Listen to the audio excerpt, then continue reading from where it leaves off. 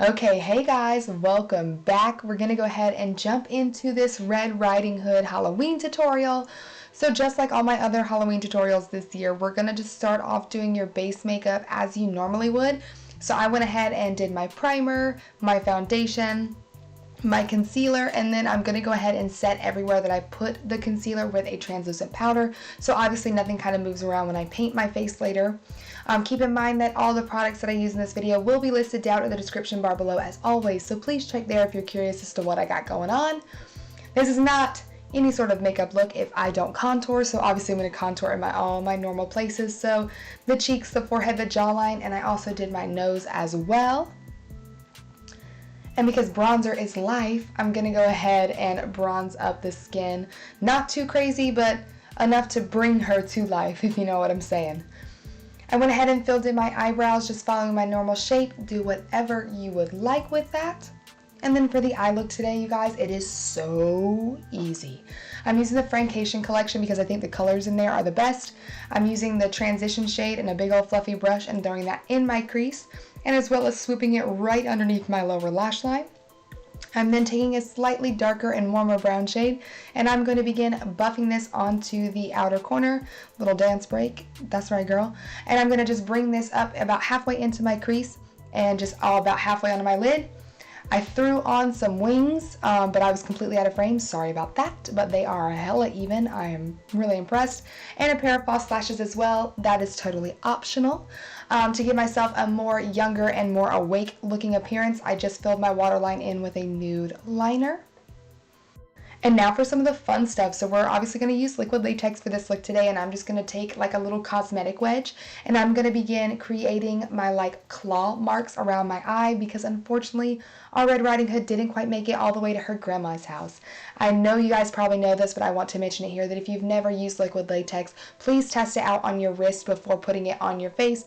Obviously, it is a common allergen, and you definitely don't want to do anything this close to your eye if you could be allergic to it. So please just be careful with that. But I'm going to put 2 layers of liquid latex like you see starting off, and then I'm going to take a piece of tissue paper and I'm going to cut it or like split it in half, pull it apart so it's like hella 1-ply, and I'm going to begin laying that over every line of latex. Once you've done that, I'm going to peel off the excess tissue paper because obviously I don't need that much tissue paper, but we definitely just want the tissue paper to act as a little bit more texture, and that way when you cut it, it'll like peel apart and lay apart like skin. Once you've done that, you're going to want to put another layer of liquid latex on, and this layer you really want to make sure you're focusing on like really laying down the edges of the tissue, because obviously if it sticks up too much and you go to start cutting it, it can peel the whole thing off your face, which would kind of suck. That piece played me, as you could see there, but literally just work around it and shove it down.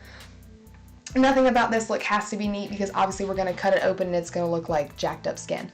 From this point, I do about 2 more layers of liquid latex. You can add another layer of tissue if you want. Just make sure you don't make it look too chunky, or else it's going to look obviously very, very fake.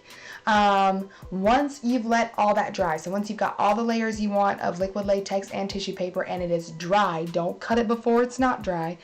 You're going to want to take a little pair of scissors or toothpick or whatever, and you're going to want to cut, I'm doing like kind of jagged slices in it to obviously open it up and give me like scratch marks, if you will.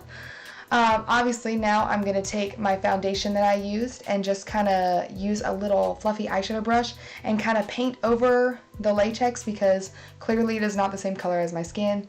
And it looks hella fake right now. So you just want to cover that all up. Keep in mind that everything that I am doing on my face, I also replicated across my chest, as you can see on the bottom.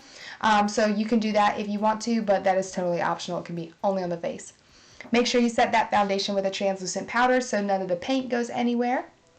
And now I'm going to go in with that Mehron color wheel, and I'm going to take that reddish purpley shade, and I'm just going to fill in all the cuts with this. Just make sure you really wiggle it around.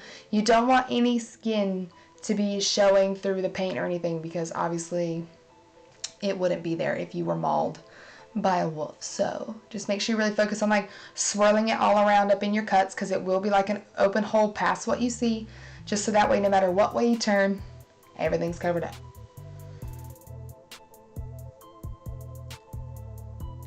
Next, I'm going to take the black shade and I'm going to like pat a line through each of the holes. The black is just going to make the cut appear much, much deeper than it actually is. So definitely make sure you utilize this step. This is going to help make it look more realistic.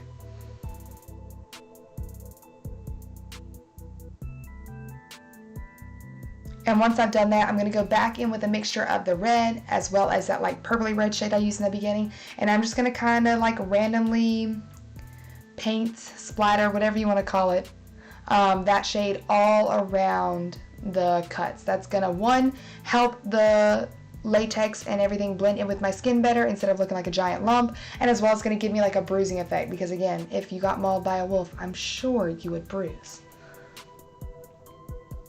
Obviously, you guys knew Scab Blood was going to make an appearance in this video as well. So I'm going to use that and I'm going to scoop it out and I'm going to put it in every cut. You can be as generous with this as you want. I think the more you have in there and the more wet it looks, the better this particular look is definitely going to look.